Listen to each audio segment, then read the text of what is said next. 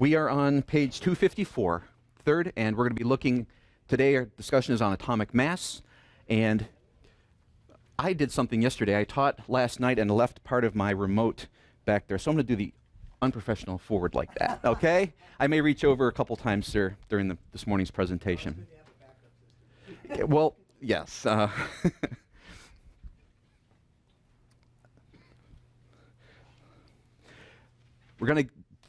Today we're going to move our discussion from reactions into looking at the periodic table and discussing several different pieces of information that we can pick up from the periodic table. Now, we've spent quite a bit of time on the periodic table. Again, the full periodic table is over here. And as we walk through the different periodic table, we've already looked at metals, nonmetals, transition metals, how to form, when they form ionic bonds or covalent bonds based upon their location on the periodic table. Also remember that metals that exist on this side of the periodic table, what is their tendency with regard to electrons? What do metals want to do? Again? They want to lose electrons, right? So they're going to become ions. And what charge are those ions going to have then?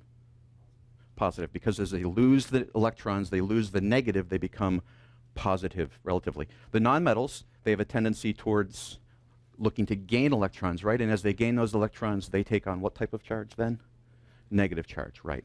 Now, we have touched on this in different times throughout, but as we look at each of the different elements, specifically on how they're presented on most periodic tables, you'll see them often presented in this way. And if you look in the front of your book, the periodic table that Apologia provides us, you'll see it laid out in pretty much this manner. It may have a different levels of precision on the atomic mass, but this basic information. And so just to remind us the different pieces of information, as I look at this box of information right here, in the center section I have a symbol. What does this represent again?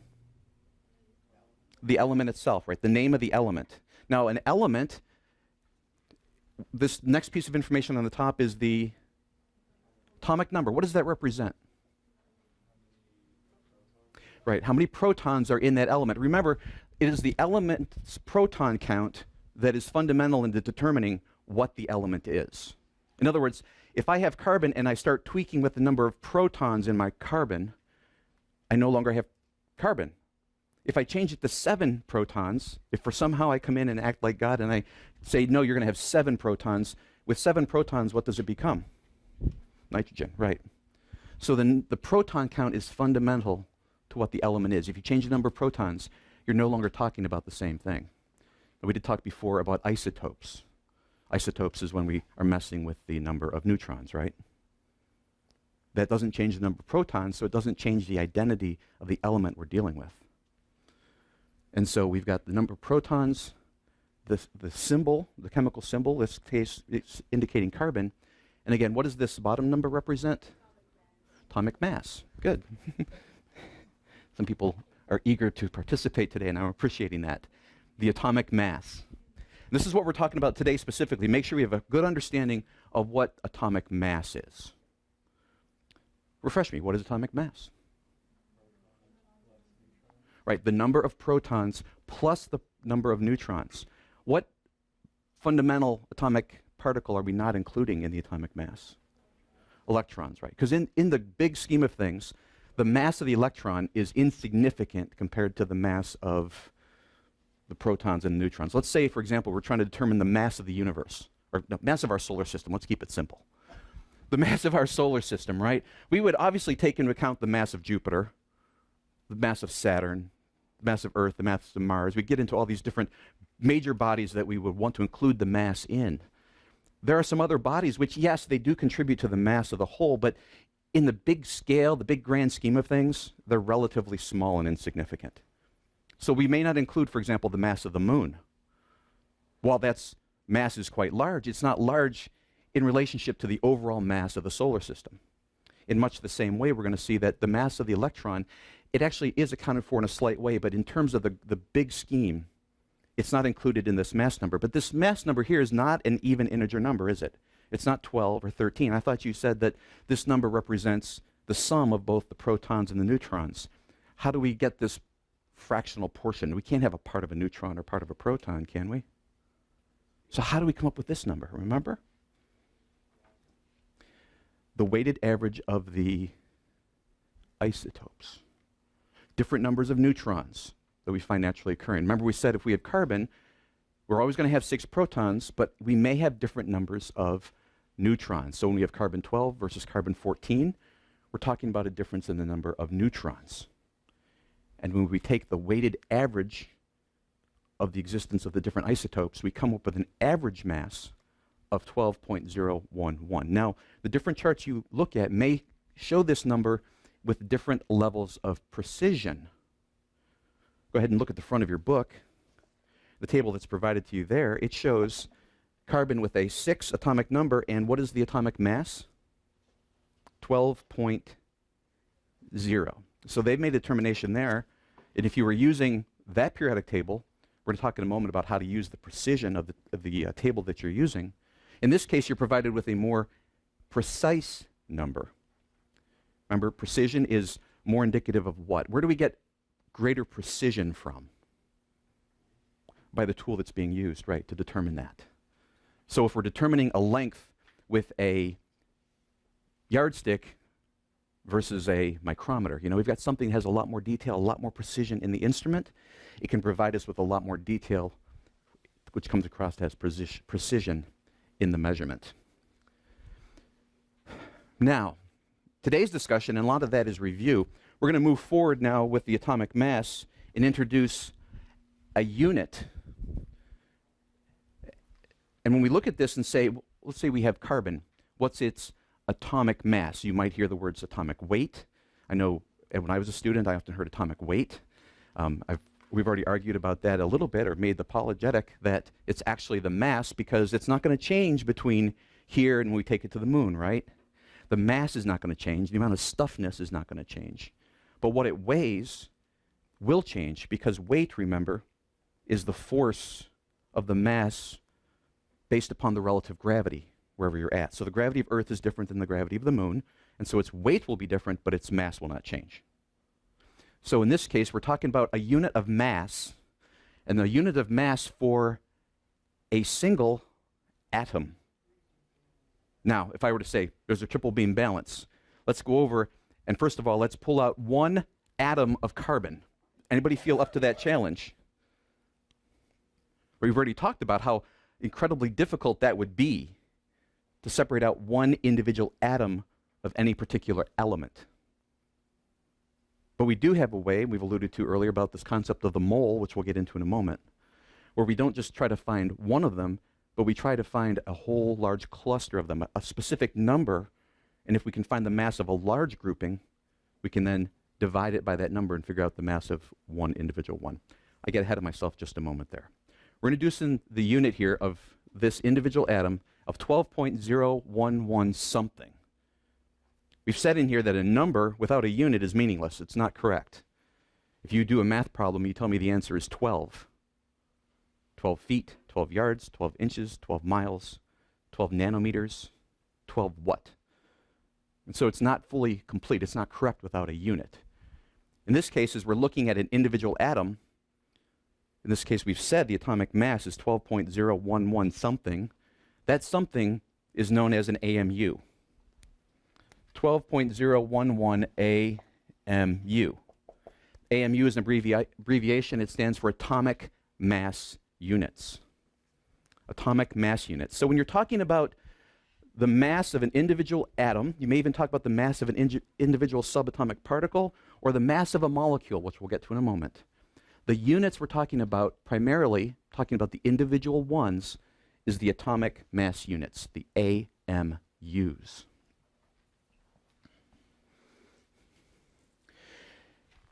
An AMU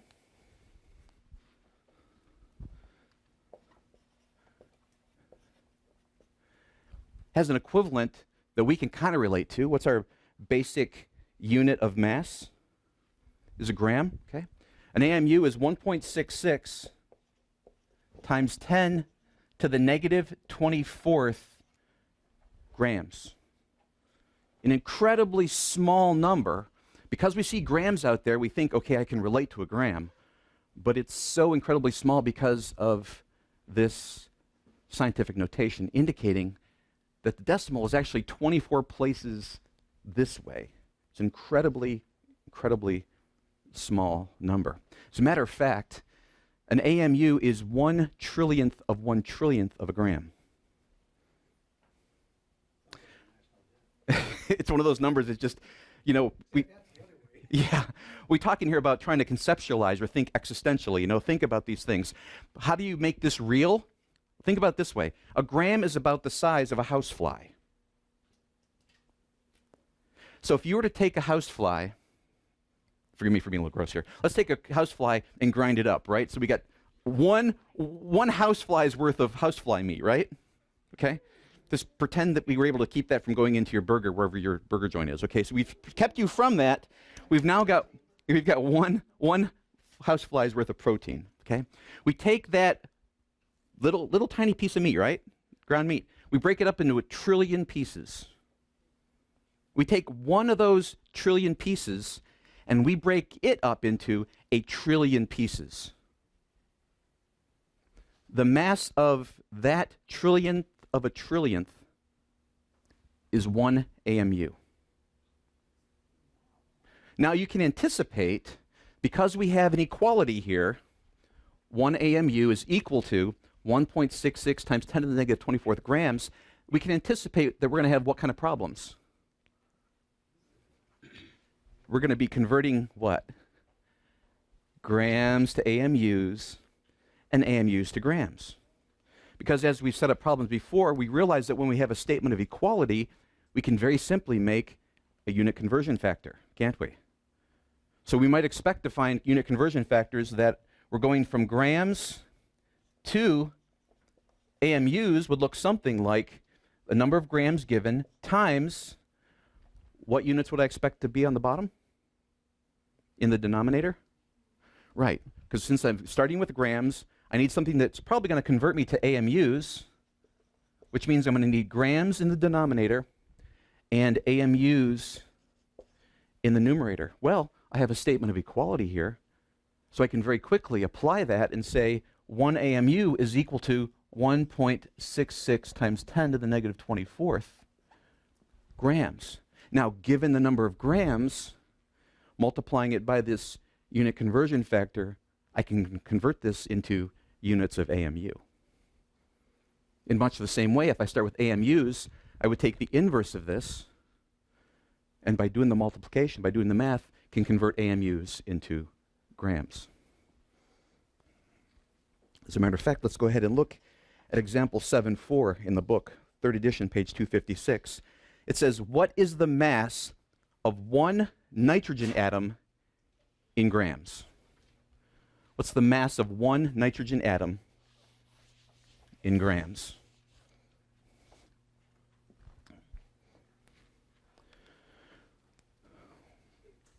Well, we'll use the more rounded from our book. In the front cover, what is the atomic mass of nitrogen? Right. From the book, nitrogen has an atomic mass of 14.0 AMU. And the question asks us to move from the atomic mass units into grams, saying what is the mass of one nitrogen atom in grams? Now, I'm not able to determine the mass of the nitrogen atom quickly in grams, but I can very quickly from the periodic table tell you it's not grams, but it's 14.0 AMU. So now what we're doing is converting from AMU into grams. Much like we said before, we're given 14.0 AMU.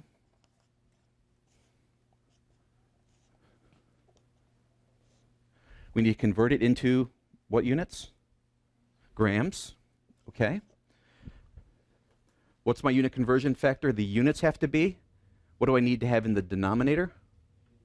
AMUs, right? Because I need to cancel my units for AMU. Looking at my equality over here, I have 1.66 times 10 to the negative 24th grams, or excuse me, yeah, I did it backwards, thank you. AMUs, I need to cancel that with AMUs, so I need 1 AMU here.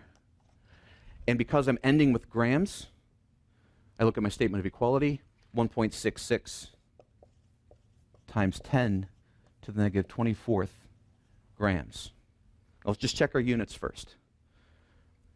Based on that setup, do I have confidence that I've set it up correctly? Okay, because AMUs cancel AMUs, I'm left with grams, and I'm asked for grams. So I'm comfortable with the setup. Then we're going to go through and do the math. That's your computer skill, okay? And when we get the answer to that, it's 2.32 times 10, well, I'm writing it down correctly, to the negative 23rd times 10 to the negative 23rd grams. Now that's great to be able to figure out, but we still can't say, okay, let's go over and measure out one atom of nitrogen. But I know that it's going to be 2.32 times 10 to the negative 23rd grams. Do we have any instrument accessible to us that can go to that kind of precision? No, no way. And that's why tomorrow we're going to start talking about the concept of the mole. Because the mole, which we've referred to before, but it's a larger quality that we can't actually measure that much mass out on the instruments that we have available to us. Why don't you take a few moments, the On Your Own 7.5, start working that, get ahead of me, and then I'll join you. It says, what is the mass of one lithium atom in kilograms? So 1 lithium in kilograms.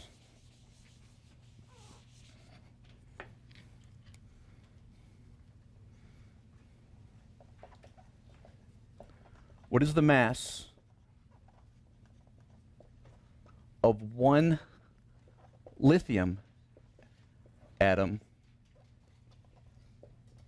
in kilograms?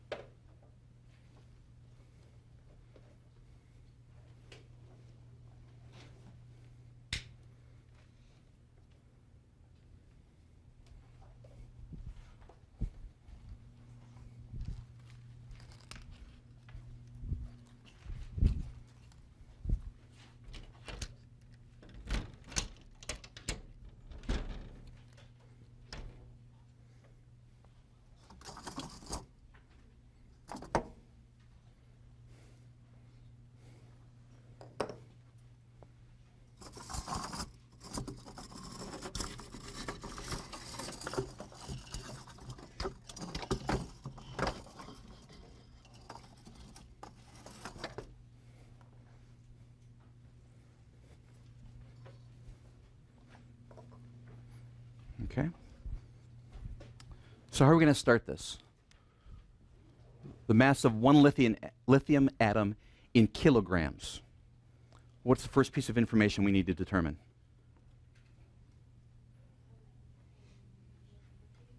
Okay, how many AMUs in lithium? In other words, what's the atomic mass of lithium? 6.94, is that what, okay? 6.94 AMU, correct? 6.94 what? 6.94 AMU. Now I want to convert AMUs to kilograms.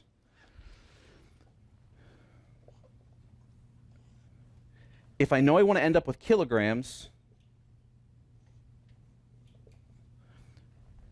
let's go ahead and start with what kind of unit conversion factor might I be looking for in here? Well, we've got AMUs, right? So I know I've got AMUs in the denominator to cancel my AMUs in the numerator. Do I have something right now that's going to convert from AMUs into kilograms? Right, you could do the math real quickly in your head, but let's not. Let's go ahead and just take what we've been given directly. We know that 1 AMU is equal to what?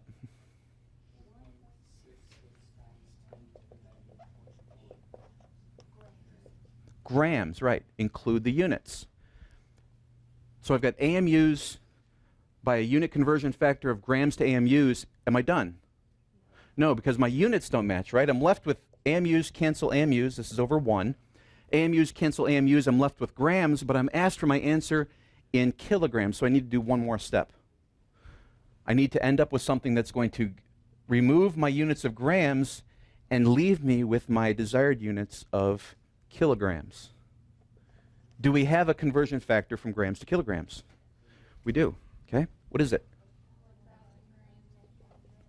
Right. So 1,000 grams is equal to 1 kilogram. Okay, now, who did the monkey skills on the computer? Give me an answer here. Yes, ma'am.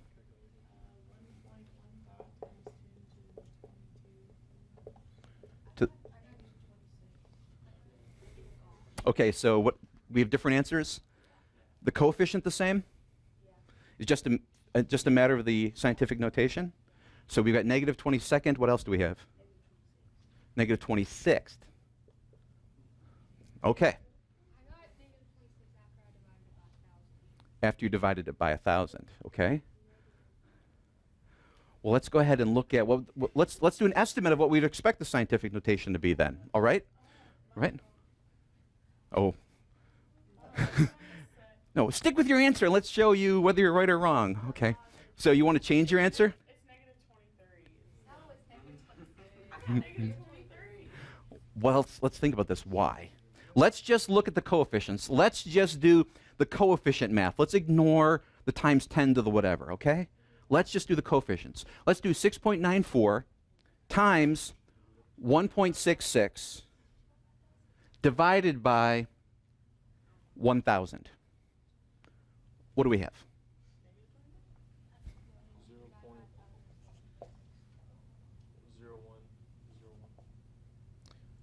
1.0101.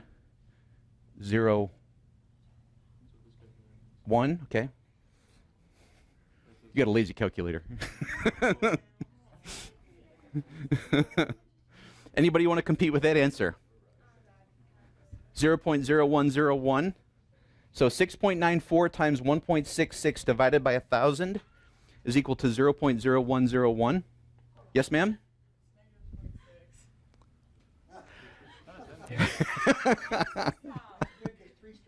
Yeah, I was going to say, answer the question we're asking, not the one we asked before. All right.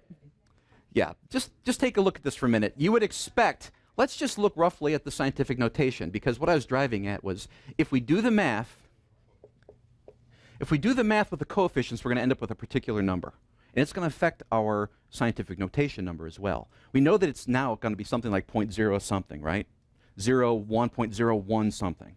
Okay, so we can expect then, we put that into scientific notation, that it would have a scientific notation of times 10 to the negative 2, right? Because let's say ballpark, we're looking at 0.01. If we want to write that in scientific notation, we would write 1.0 times 10 to the negative second, correct? Okay, so our scientific notation is putting us in the ballpark of a times 10 to the negative 2. Now let's look at the scientific notation in the setup. We have a negative 24, and here what do we have? Let's write that in scientific notation. What would that be? 10 to the what?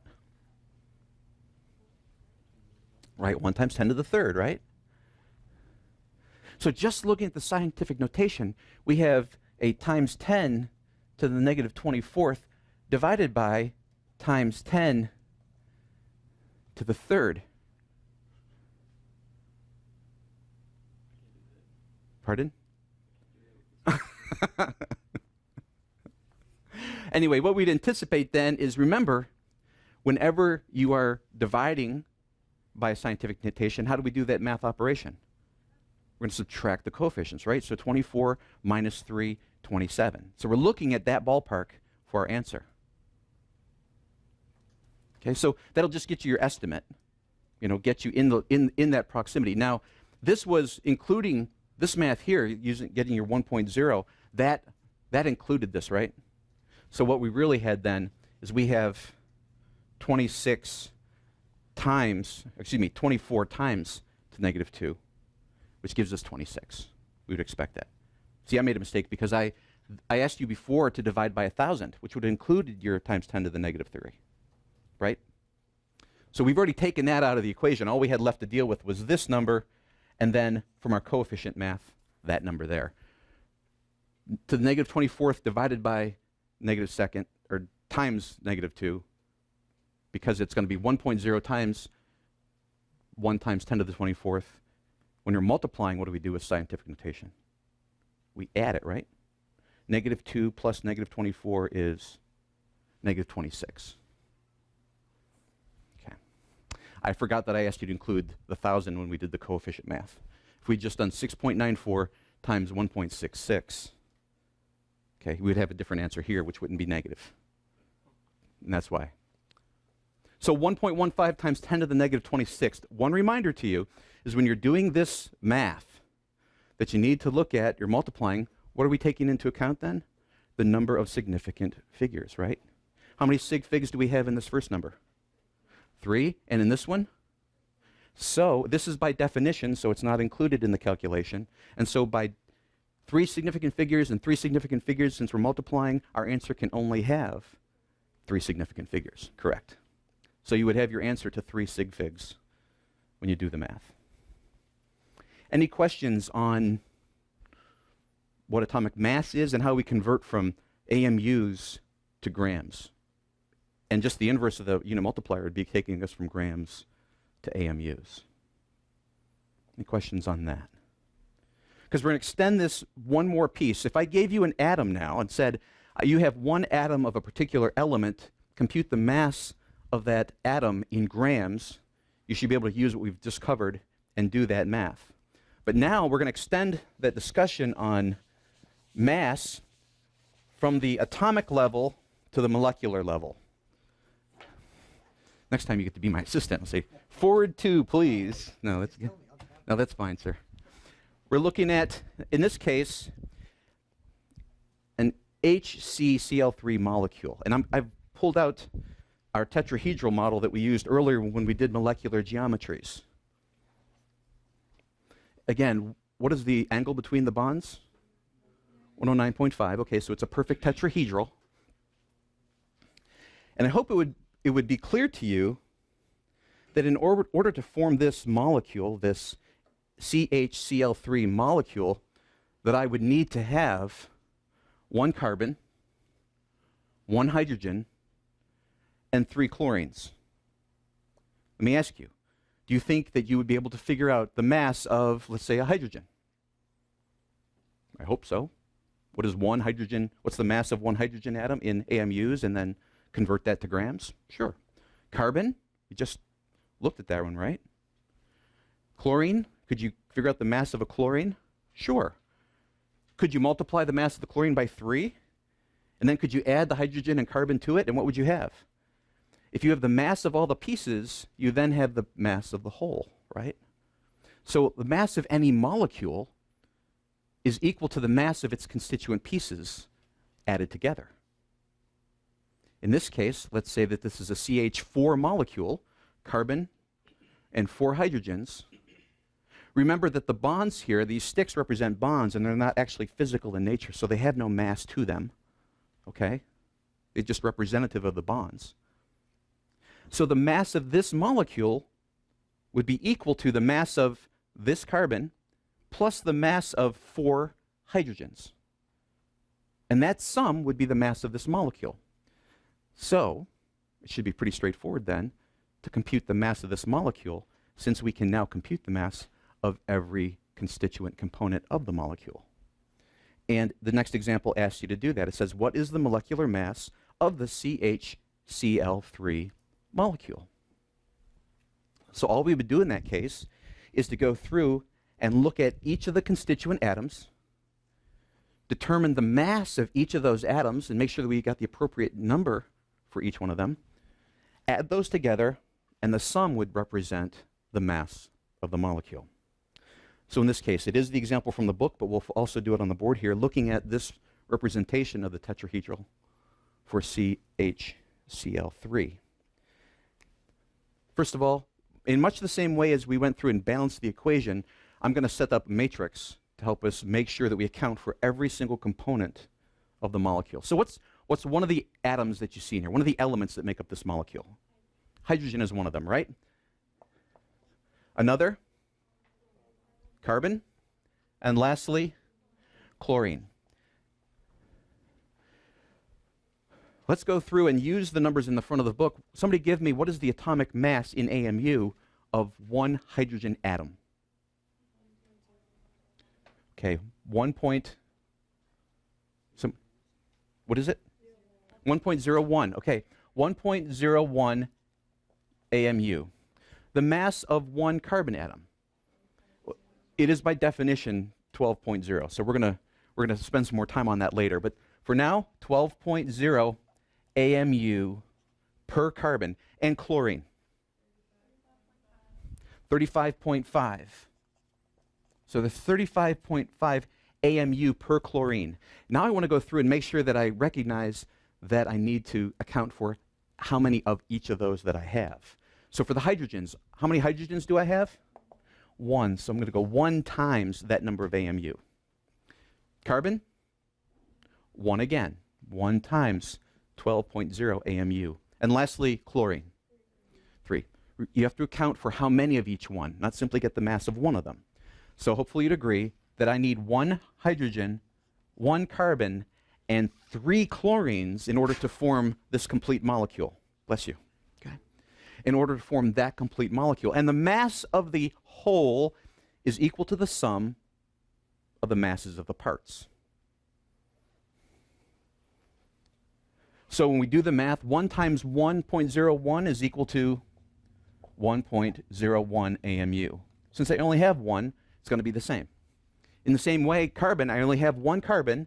Each one is 12.0 AMU. So as a total, I have 12.0 AMUs of carbon per molecule.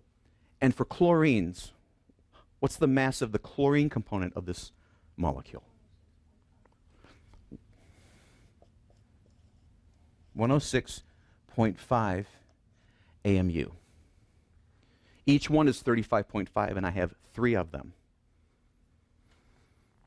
I'm going to go through now and just add them up. Check me on my math. We're doing this live. Okay? So I look over to the hundreds place. I've got 1, the tenths, 5, 6, 7, 8, 9, 1, 1.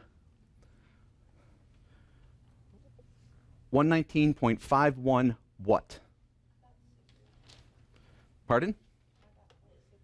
0.61? 5? Well, yeah, keep your columns lined up. Yeah. So this is your tenths and your hundreds. Okay? So the tenths place here. So 119.51 units are AMU, correct? Now, this is one of those that is true, but it's not correct at this point. What have we done? Look at each one of your numbers here. And since we're adding them together, in terms of significant figures or precision, we've got to follow those rules, right? We're doing addition, so what are we looking toward? Towards precision. Sig figs for multiplication and division, precision for addition and subtraction. So, what is the rule of precision that I've violated if I write 119.51 AMU? My answer can only be what? It can only be as precise as my least precise component. So, which one of these is the most precise of these 3 measurements? Which is the most precise? The hydrogen, because it goes out to the hundredths place. It's the most precise. These 2 both go out to the tenths place, right?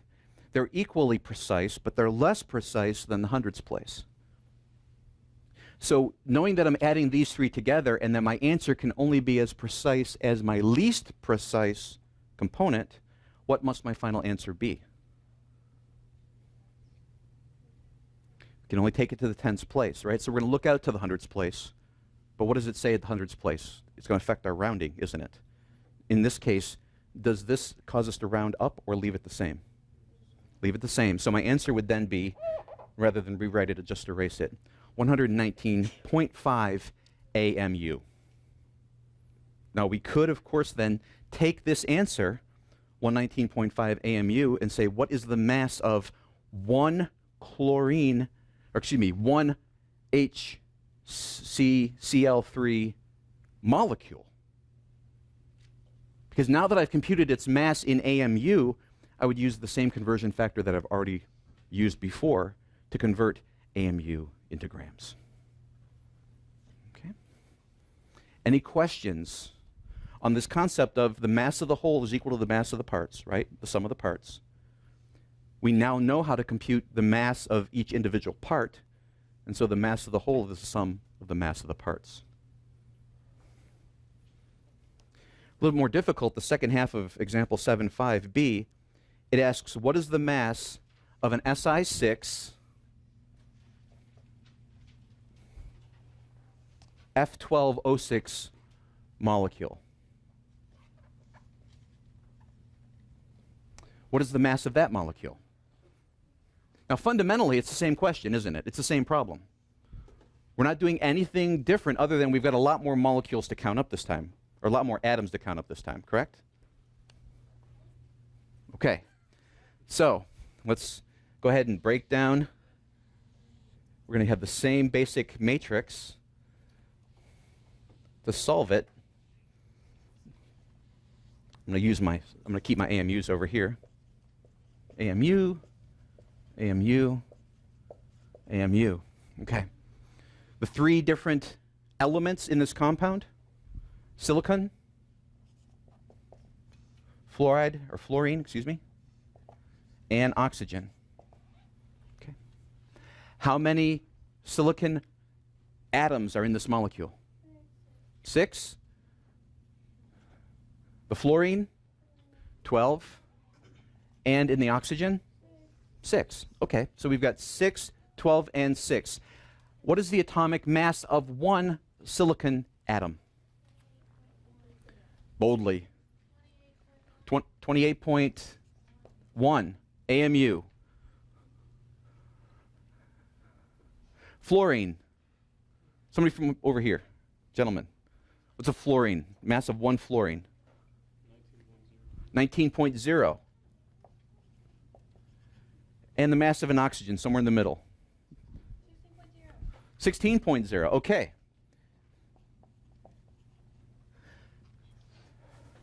Let's do the math across.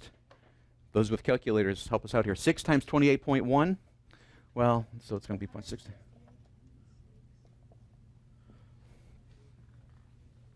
Yeah, because 6 times 2 is 120 plus 48 is 168 plus, yeah, I agree.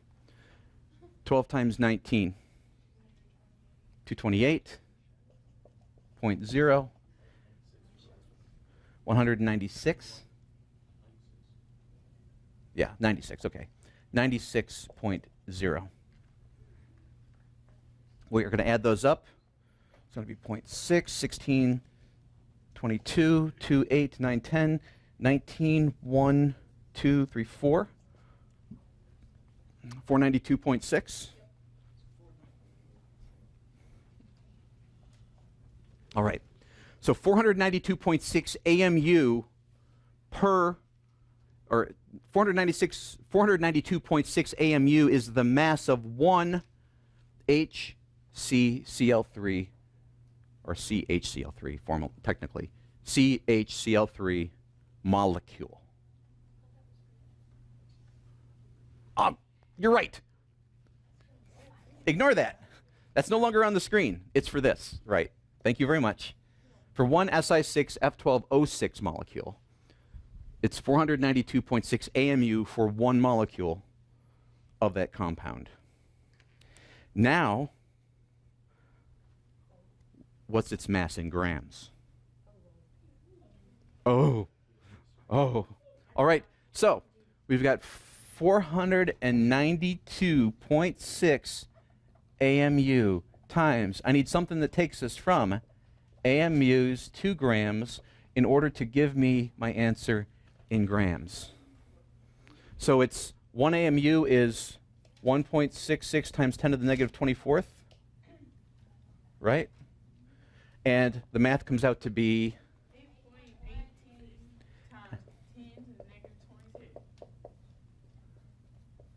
1.18 times 10 to the negative 22nd grams. It matches what's clearly written out for you in the book. Yeah. Okay. So, question now. though this is correct, it's true, it's correct, can we really do anything with it yet? No, again, it's so small. The number here is so small that practically speaking, functionally speaking, I don't have any kind of equipment that's precise enough for me to know that, hey, if I've got a pile of this molecule, for me to know that I've only got one of them by taking the mass of it. Okay? I don't have anything that can go that precisely. Just in the same way, let's make the number even bigger. Let's say that I was trying to weigh flies. I want to know the weight of one fly. But all I had to use to take the mass of it, let's say, again, I'm not talking mass, I'm talking weight, okay? If I want to take the weight of one fly, but all I had was a bathroom scale, okay? Would I be able to get the weight of one fly using a typical bathroom scale? No, okay. But let's say that we were lucky enough to have a bazillion flies all stuck together. Let's say that they were naturally sticky and they just stuck together, so we didn't add any glue, but they were just all stuck together. Or we could use the mass differential. Let's go back to mass now. Let's say that we had a jar and we knew the mass of the jar empty, and then we filled that jar with a bazillion flies, and then we took the mass of the jar with a bazillion flies in it, and then we subtracted from that number the mass of the empty jar. What would we have? We would have the mass of a bazillion flies. What are you going to do with that? Well, if I take the mass of a bazillion flies and I divide it by a bazillion, I've just calculated the mass of one fly. Okay? That is the root idea of the mole. We're going to repeat some of that information tomorrow as we go through it. We're looking at now, let's see, just a few minutes left in class. Any questions on atomic mass or molecular mass? Remember the difference between the two. Atomic mass is talking about one atom. Molecular mass is talking about the molecule. It can be a compound or it might be a molecular. For example, if I ask you, what is the mass of oxygen?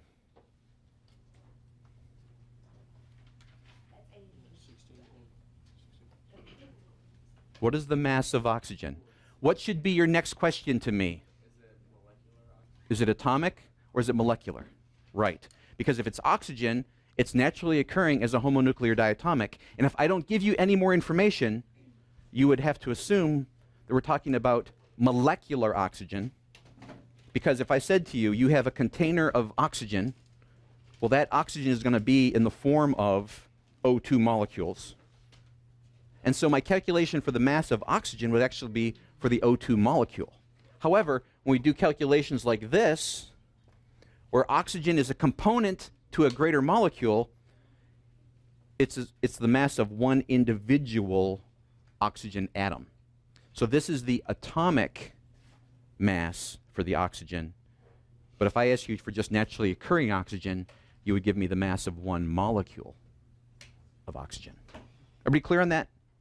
So we're not talking about O in that case. When I say oxygen, I'm not asking you for the mass of O. I'm asking you for the mass of O2, a homonuclear diatomic.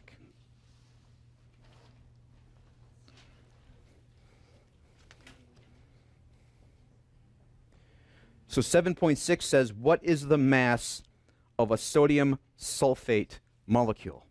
If just asked that, what do you need to know? You need to know the molecular formula for sodium sulfate, right? What might that be? Sodium sulfate. What's a sulfate molecule? What's the formula for sulfate?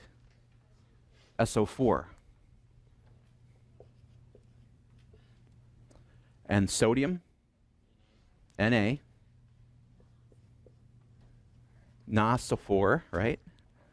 Okay. Now, question. How many of each do I have? What is the charge of the polyatomic sulfate ion? 2.